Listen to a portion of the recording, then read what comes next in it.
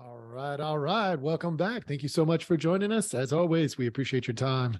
I'm actually okay. So I had some technical difficulties, and so I get to restate some of the things that I've already gone through once. There's kind of an exciting part of that is I tend to get more efficient when I have done something for a second time.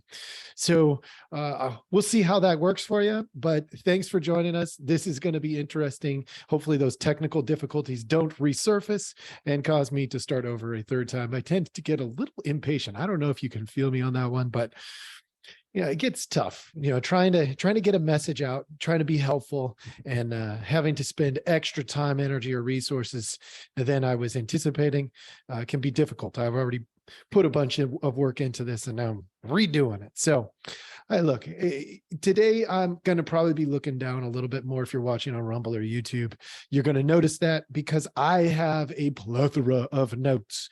This is a tough topic. I'm going to use the current news that had Joe Biden went to Kiev instead of or not instead of necessarily, but prior to visiting Palestine, Ohio. And it's getting a lot of press out there, and I think rightfully so. And the reason as a therapist, it will become really clear as I go through what this means, right? Like it's really easy to look at this from a political lens and say there's political reasons behind it. Yeah, there is, but there's a lens we also need to take account of. And that is priorities, right? These messages that are being sent are confusing. Is our situation in Ukraine more important than our situation in Palestine, Ohio? Some could argue yes, some could argue no. Like we could see both sides of that. And these are our people, our brothers and sisters, our aunts and uncles, our nieces and nephews, our friends. These are our people that right now are having a tough time. So I'm going to go over some things about priorities, and I'm going to use this as an opportunity for us to explore and learn, maybe in a different way than we have in the past.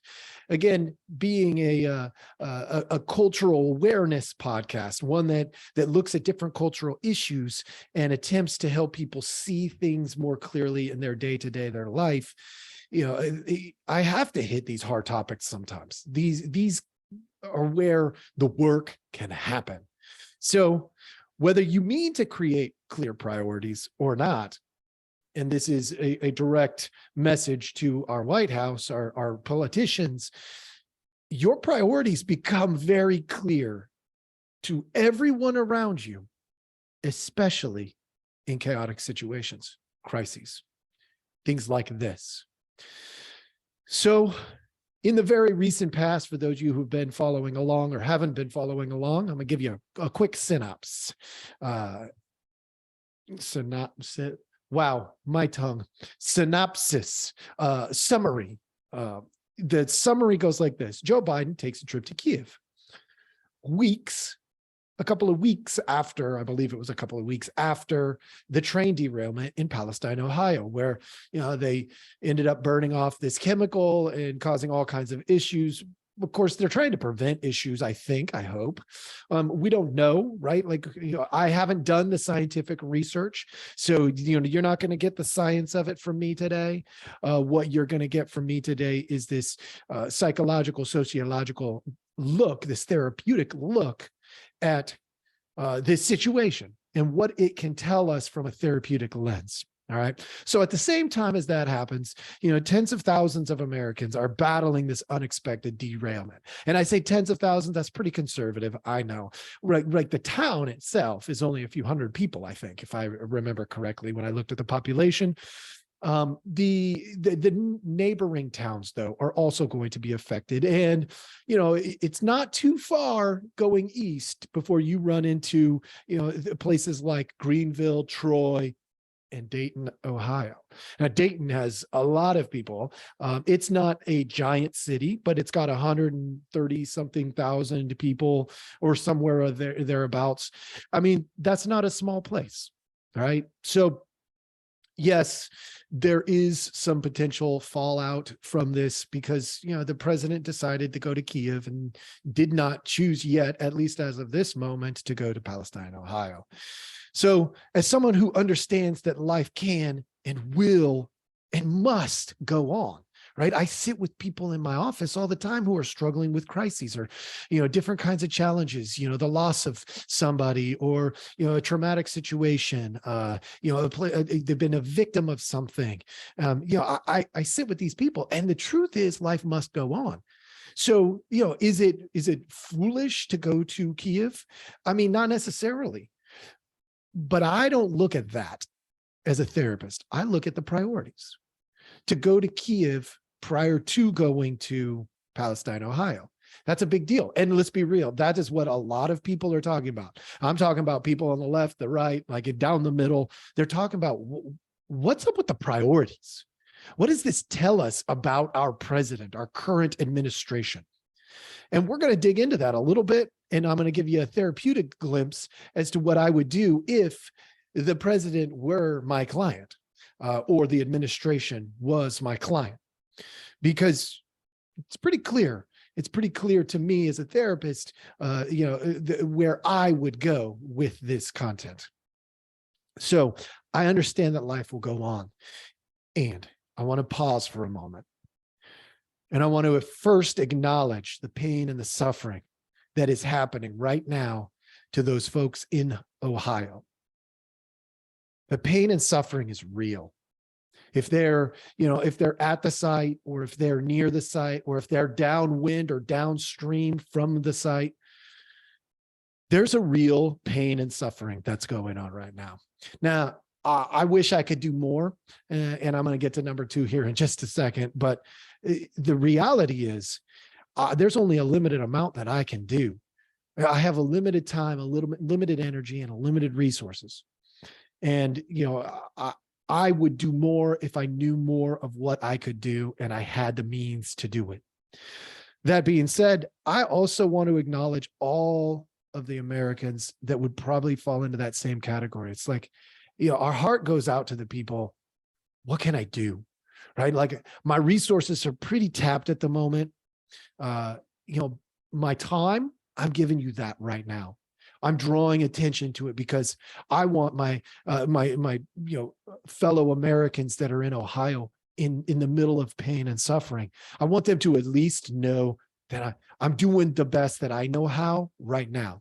And if there's something more that I can do, if having one of you on the podcast would help, and you find this somehow and you want to join me, I'll absolutely make space for you and try to create that. If there's something else you think that I can do, please let me know. I will do the best that I can and the best that I know how within my limited time, energy, and resources. All right. That is not an excuse. That is me reaching out my hand and saying whatever I can do that's reasonable. And, it's not going to destroy, my family and my world around me. I will do that. And I think a lot of Americans would as well. We just need to know, we need somebody to point us in the right direction. That's what I would suggest. And so I offer that. If somebody has a good idea, send it my way. I'll definitely consider it. The second thing was, the acknowledging that others are in the same boat. The third is I want to acknowledge all of those who have gone there, who have sent aid in the form of, cleanup supplies or money or whatever it is, because these people that right now are fellow Americans that are in pain and suffering right now, they're going to need some help. Some of these people probably invested everything they have earned in their life into, getting a farm or getting a house or whatever in that space. And who's going to go in and buy it now? Right? Like, to think about even starting over, like, where are they going to go?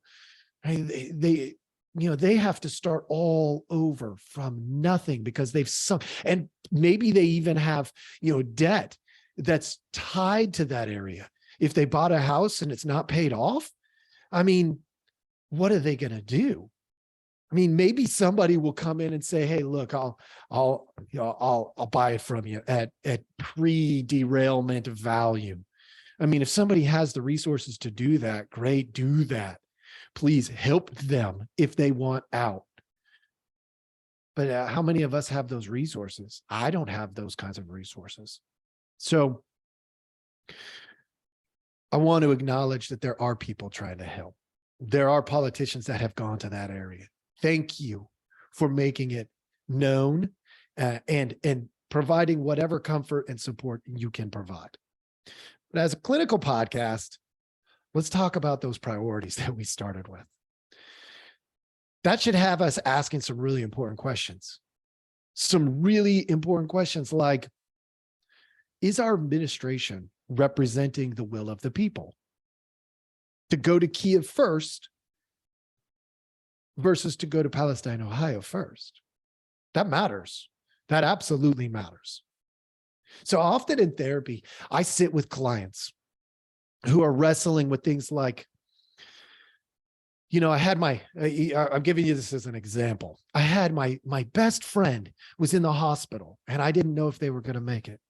And at the same time, my brother or my sister or my mom or my dad, my uncle, somebody I'm close to in my family was in a different hospital. And I had to make a choice. I don't know if I made the right choice. They're wrestling with it after the fact, saying, did I make the right choice? Well, your choices paint a picture, or in a situation like that, your lack of choices.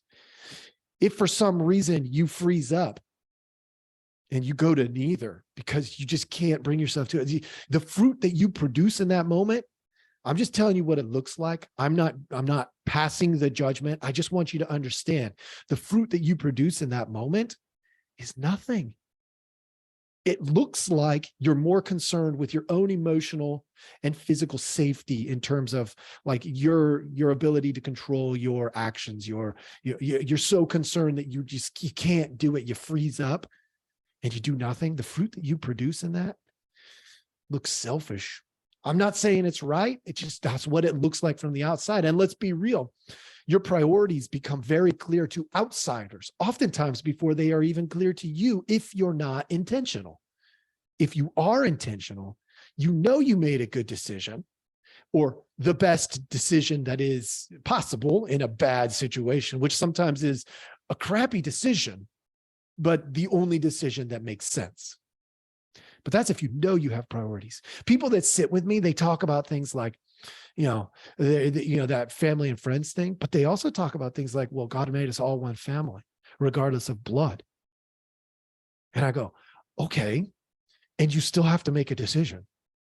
What's your decision? Right? Like, what are you going to do? If we don't establish that ahead of time, like as a president, if we don't establish our people are number one, because we have to be healthy in order to help anybody, then we end up in a situation like this. Unfortunately, that is the message that's being sent. Now, there's some alternative narratives, but the message that is clear at the moment is the American people, our citizens, are not as important as Ukraine right now. Now, I know Ukraine is going through some stuff. I am totally aware. And is their stuff significant? There's more people dying in Ukraine than are dying in Palestine, Ohio. That's true. But the people are suffering in both places. People are suffering in both places. And the priorities are clear. For whatever reason, it was more important to go to Kyiv. Unfortunately, it takes crises or challenges like this to determine our priorities if we haven't already decided. Right? Like after this, maybe, if the president does a good job, maybe he'll come up with, clearer priorities.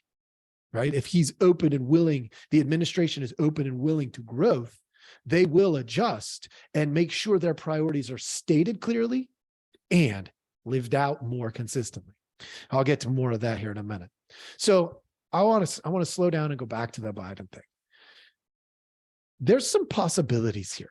Like, I'm going to be transparent and tell you, like, I want you to know that I'm thinking this stuff through, and you need to do the same thing, right? Like, we're citizens of the United States. We have to be participant citizens, not passive citizens, right? That's the model. It's possible that Joe Biden cares more about Ukraine than our citizens. And there's tons of ways to point at that and go, oh, well, yeah, that might make sense. I know there's a group of people who will point to, yeah, well, of course, because his son is involved in Ukraine. And so, he's putting his personal family before the will of the country. Some people would argue that. That's a possibility. There's a possibility that he is truly growing concerned about Russia and their involvement in Ukraine and the possibility of a World War III. That's a real possibility. And maybe he believes that he is protecting you and me. That's a possibility. I don't know. I'm not in his head, but he is also not being very clear in his communication about it. There's a possibility that he's following directions instead of leading the way. Our president historically has led the way. They are the ones adjusting the priorities when the cabinet says, oh, well, you got to stay the course, stay the course, stay the course. And the president goes, well, actually, I was elected president and I'm going to adjust the course because right now our people need that. Our needs have shifted, and changing course is sometimes the right thing to do. But there is the possibility that maybe he's not leading his executive branch. That's a possibility. Maybe he thinks the derailment's no big deal. Maybe he looked at the population size and he looked at what's downstream and downwind. Maybe he got a good briefing from a scientist who is, has reassured him that this is not a big deal. I don't know if that's right or not. Like I said earlier, I am not doing the sciencey stuff in this one because I didn't look up the sciencey stuff, but that's a possibility. And there's many other possibilities. So with that, I want to say it's not my place to judge the president's decision in that way. It is my place as a therapist to assess what's happening. So I look at these hard times and I assess priorities and character of clients. That's what I do. Why do I do that? Because priorities, unfortunately, they become very, very clear in chaotic and crisis moments. They become very clear. It's so hard to hide your priorities when we have chaos. You can't really do it. It's one of those telling features of a person's life, not what they do when the day is great, but what do they do when the day sucks? When they had to make hard decisions. When there's easy decisions to make, man, like, I don't know, we can make the easy decisions because they're easy. Well, can you make the easy decisions when things are hard? Can you make the hard decisions when things are hard? That's a different ballgame. So as a therapist, I'm not saying that I get excited for people's pain, because that is not the case. But there is a certain level of enthusiasm and excitement that does come in hard situations, because those produce generally the greatest view into what somebody really stands for, not the easy times. So how do I do it? That's a good question. If you're asking that, I hope you have been asking that. How do you do this, Jeremiah? Because we just want to know how. Well, I compare what they say with what they do. If somebody tells me that they're honest, but they come in and talk to me about all the lies they've been telling, I go, that doesn't fit. If somebody tells me they stand for the American people, which is what every president claims to represent, every single one of them, and then they don't show up when things are hard for our people, do they really stand for what they said they stand for? That incongruence by itself raises the concern. I don't know if, maybe he made one of those hard decisions. And then, he's like, I got to avoid World War III. I got to go do this. This is my priority because this protects our people the most. He's not telling us that, so we can't know that. But let's say that were the case. As citizens, it doesn't look like that's what's happening.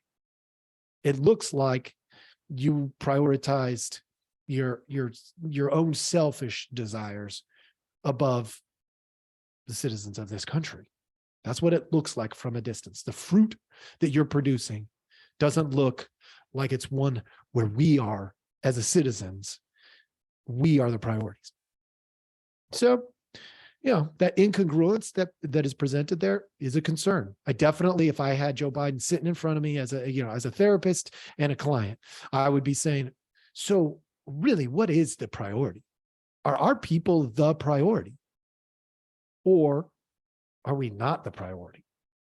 It's a very simple question, but that's where I would start. When I come across incongruence like that, what I do with a client, I dig. I come with compassion. I really work not to judge, but I dig. Why? Because somewhere in there is a reasoning. It is an explanation for why you've chosen to respond in the way that you chose. Maybe your priorities are whack. Maybe your priorities are right on track. I don't know.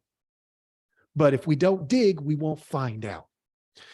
And anytime your words and your actions don't line up, that incongruence creates a mistrust, a distrust, a lack of relationship.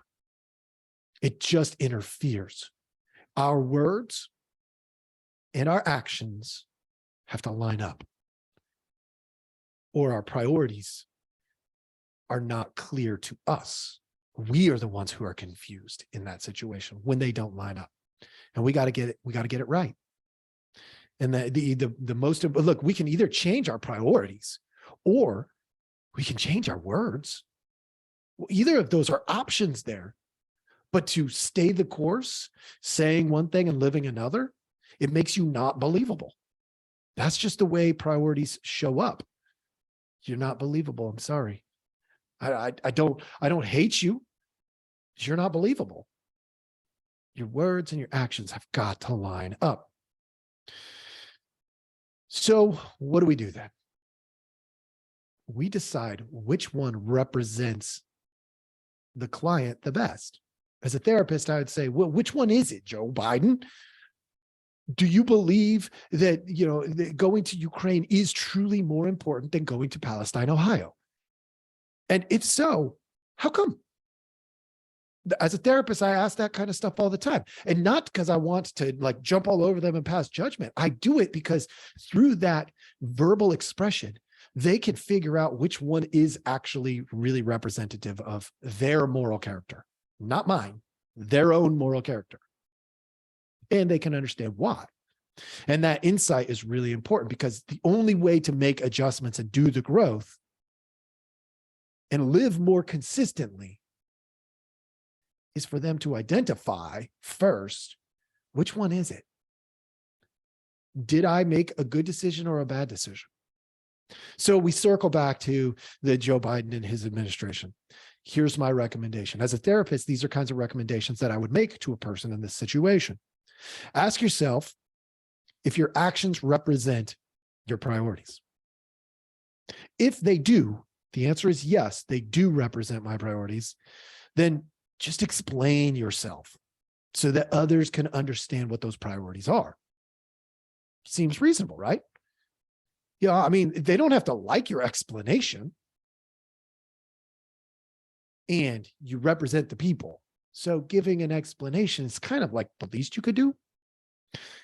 If the answer is no, then own it and apologize.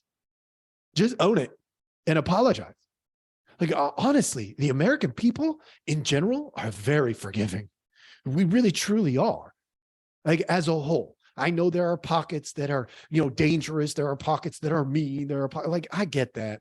But as a whole, we are pretty forgiving if you own it. You got to own it, though, and apologize and grow and not repeat those mistakes, because a real apology has a behavioral shift as well. It's got to come with that. So There's a starting spot. Then I'd go on to get your butt to Palestine, Ohio. The people who, some of those people voted for you, some of them didn't, but you represent them regardless. Get your butt there, because our people are hurting and suffering and in pain. And they could use a little bit of love and affection from the leader of our country. Seems like a reasonable request.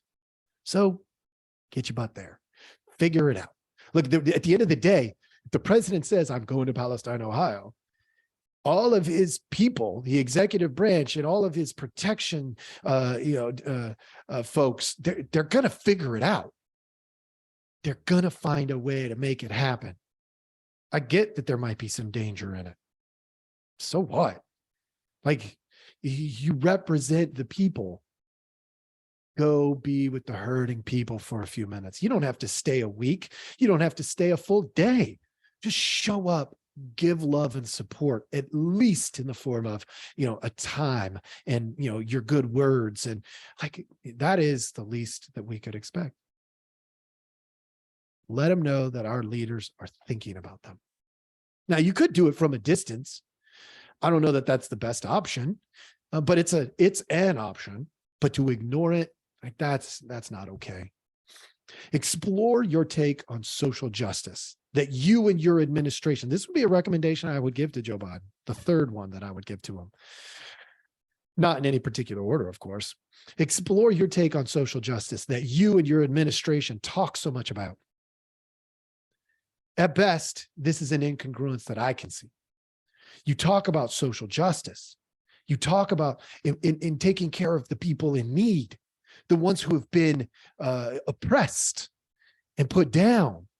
And if you're going to be a man of your word, if you're going to be an administration of your word, you really have to look at this, because you are not prioritizing the needs of the people in Palestine, Ohio, and surrounding areas.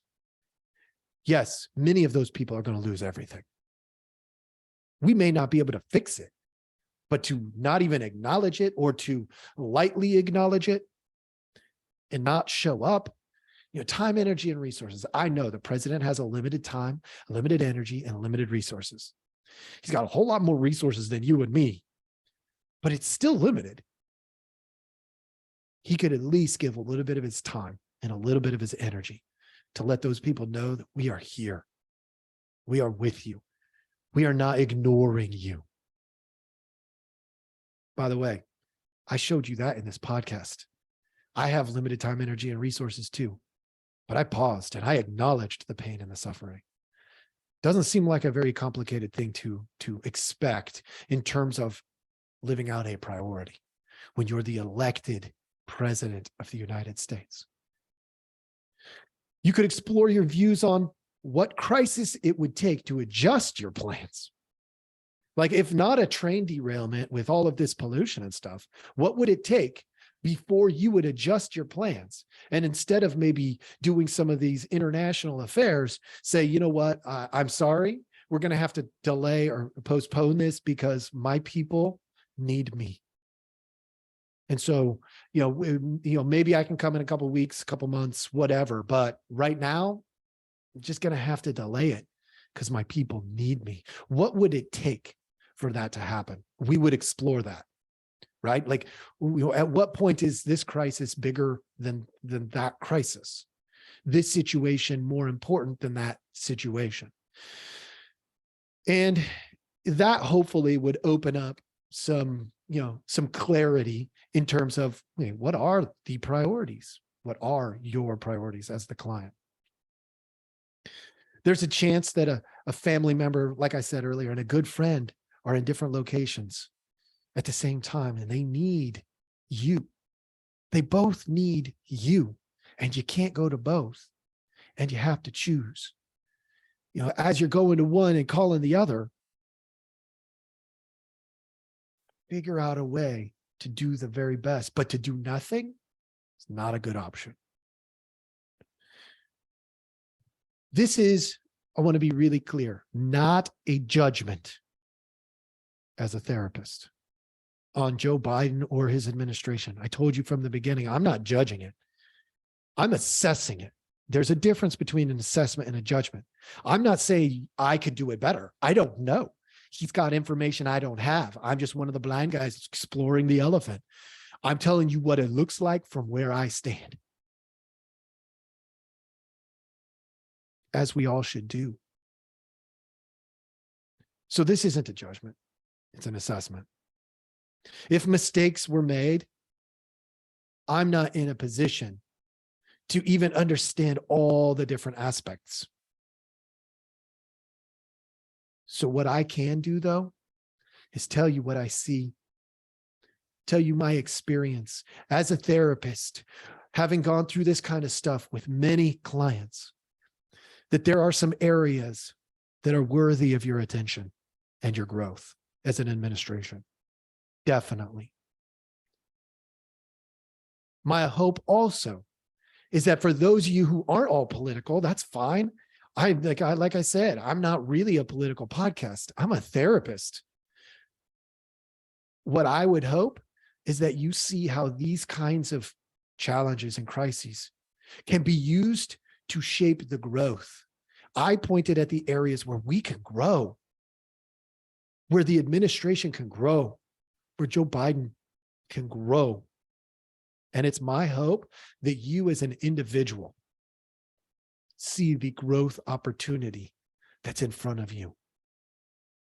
You have crises or challenges of your own, and all of them have the potential of setting you on a better course. You have to use them. You have to assess them. Get somebody else to help you assess them. Ask for feedback, but really, truly be open to it. The chances of Joe Biden hearing this podcast, practically zero. He's not going to hear this. His administration probably won't ever hear this. But you heard it. And you can do your personal growth. And you can participate more in your civic responsibilities. You could show up to these politicians that are coming to your town. Like every small town, every big city, they all have politicians that come through. You can represent yourself better.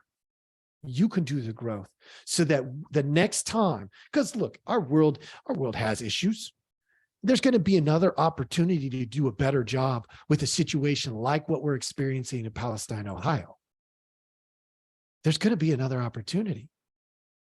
What you do today can influence whether that goes better or worse, whether we're represented better or worse. If we tell our politicians it doesn't matter that they didn't show up, then our values as a country is it doesn't really matter if our people are hurting. That's the values that we accept. So we don't have to be mean. We don't have to be disrespectful.